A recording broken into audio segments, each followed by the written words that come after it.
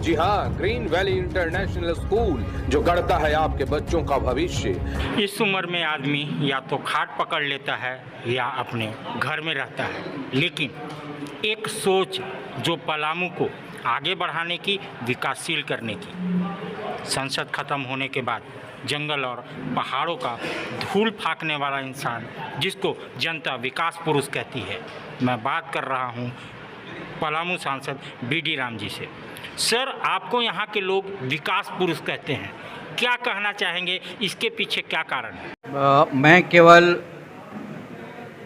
केंद्र सरकार के द्वारा किए गए कार्यों, उसकी उपलब्धियों और आदरणीय प्रधानमंत्री जी के यशस्वी नेतृत्व की चर्चा करता हूं। अपनी ओर से किए गए कार्यों को भी जनता के बीच यदा कदा रखने की कोशिश करता हूं। वैसे जो कार्य मेरे द्वारा किए गए हैं जनता के समक्ष हैं, जनता उसकी विवेचना करती है, जनता को उसकी परख है और भारतीय जनता पार्टी के द्वारा जो भी कार्यक्रम चलाए जाते हैं उनका निष्ठापूर्वक हम लोग मिलजुल करके प्रतिपादन करते हैं। रेल मंत्रालय जैसे आपका घर बन गया हो, आप सुचारू रूप से चला रहे हैं, लेकिन नितिन गडकरी का जो मंत्रालय पथ निर्माण है उसमें भी आपने सड़कों की जाल बुनने का काम किया पूरे पलामू के लिए। कुछ सड़क मार्ग जिनका काम चल रहा है उसके बारे में। यहाँ दो प्रमुख राष्ट्रीय राजमार्ग हैं, एक NH 75 जिसको आजकल NH 39 के नाम से जाना जाता है और NH 98। NH 75 या 39 जो रांची से लेकर के विंडमगंज जाता है और बनारस तक जाता है, वो भारतमाला प्रोजेक्ट का एक हिस्सा है। इसका चौड़ीकरण होना है, इसका 4 लेनिंग होना है और इसको 5 खंडों में विभक्त कर इस पर कार्य होना है। सभी खंडों के लिए संवेदक नियुक्त किए जा चुके हैं। रैयतों की भूमि का मुआवजा देने के लिए राशि उपलब्ध हो चुकी है। गढ़वा बाईपास पर 90% काम हो चुका है और छतरपुर हरिहरगंज बाईपास पर करीब 60 से 70% तक काम हो चुका है। इसके अलावा पड़ुका श्रीनगर के बीच जो सोन नदी पर पुल बन रहा है उसमें भी 30 से 40% तक का काम हो चुका है। जो L&T के द्वारा प्रोजेक्ट चलाया जा रहा है सोन कन्हर पाइपलाइन सिंचाई योजना, इस पर भी करीब 70 से 80% तक काम हो चुका है। तो आने वाले 2 वर्षों में निश्चित रूप से पलामू संसदीय क्षेत्र का नक्शा बदलने वाला है और उसका आगाज़ हो चुका है और जनता के को ये चीज़ें परिलक्षित हो रही हैं। कुछ ऐसे सौगात जो पलामू वासियों को आप जल्द में देने वाले हों जो पाइपलाइन में?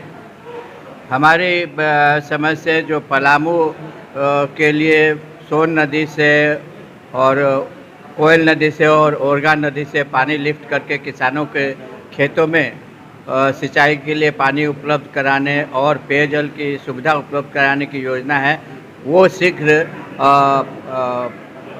कैबिनेट के द्वारा पास होने वाली है और निकट भविष्य में निश्चित रूप से उस पर कार्य होगा। मेदिनीनगर पानी के लिए तरस रहा है, इस पे क्या कार्य चल रहा है? हाँ, मेदिनीनगर फेज़ 2 पर जो कार्य चल रहा है उसकी बात मैं पहले बता देता हूँ, फिर आपको बताऊँगा कि पेयजल की यहाँ कैसे समस्या है और किस प्रकार से राज्य सरकार इसके प्रति उदासीन है। पेयजल की समस्या को दूर करने के लिए जब से हम इस संसदीय क्षेत्र के सांसद बने हैं तब से कोशिश कर रहे हैं।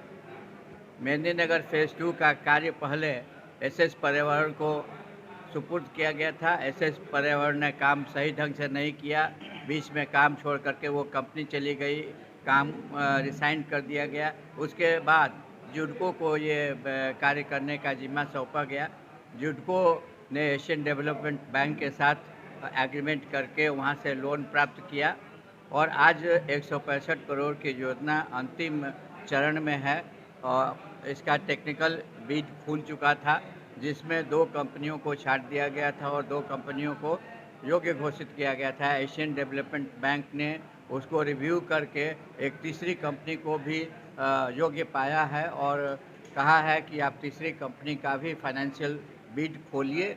हम समझते हैं 1 सप्ताह से लेकर के 10-12 दिन के अंतर्गत ये फाइनेंशियल बिड डिसाइड हो जाएगा और फाइनेंशियल बिल डिसाइड हो जाएगा तो उसके बाद इस पर कार्य शुरू होगा। कब तक पलामू वासियों को मिल जाएगा पानी, यानी मेदिनीनगर वासियों को कब तक? मैं बताता हूँ, पलामू की पेयजल की जो समस्या है उसका समाधान तब तक नहीं हो सकता है जब तक कि सोर्स ऑफ वाटर पेरिनियल नहीं हो।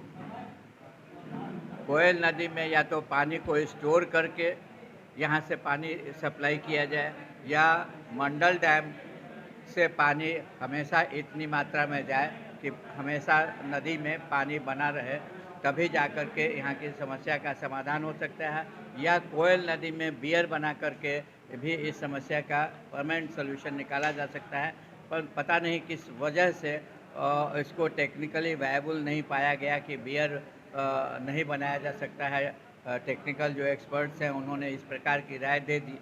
यदि इस प्रकार की राय नहीं आई रहती तो बियर बन गया रहता तो एक लेमैन के हिसाब से, एक साधारण नागरिक के हिसाब से तो मैं समझता था कि इस समस्या का समाधान हो गया रहता। जैसा कि आप देख रहे हैं, आप कहते हैं कि कोयल नदी और मंडल डैम बांध दिया जाए, तो हमारे सांसद के प्रयास से ये सारा कार्यवाही करा जा चुका है।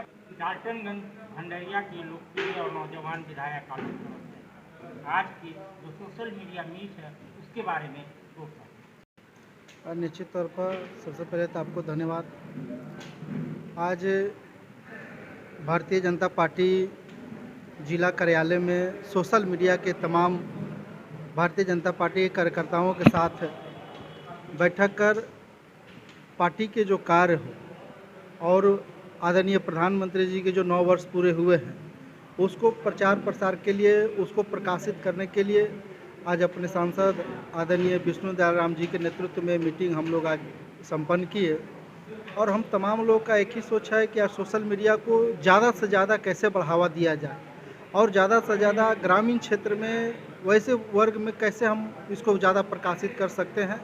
आज उसके लेकर भारतीय जनता पार्टी डाल्टनगंज विधानसभा सोशल मीडिया के तमाम सहयोगी और कार्यकर्ताओं के साथ बैठक करने के काम की, जिसको लेकर हम लोग आने वाला आगामी 2024 की कैसे मजबूती से और जो हमारी सरकार या हमारे आदरणीय सांसद, विधायक या और पार्टी के जो लीडर्स हैं कैसे काम करते हैं अपने अपने क्षेत्रों में, वो तमाम चीज़ों को लेकर हम लोगों ने अपने कार्यकर्ताओं को अच्छे तरीके से जो हम लोगों ने समझाने के काम किया कि ताकि उसको आप गांव-गांव जाकर और लोगों को जोड़कर सोशल मीडिया से जोड़ने के काम करें।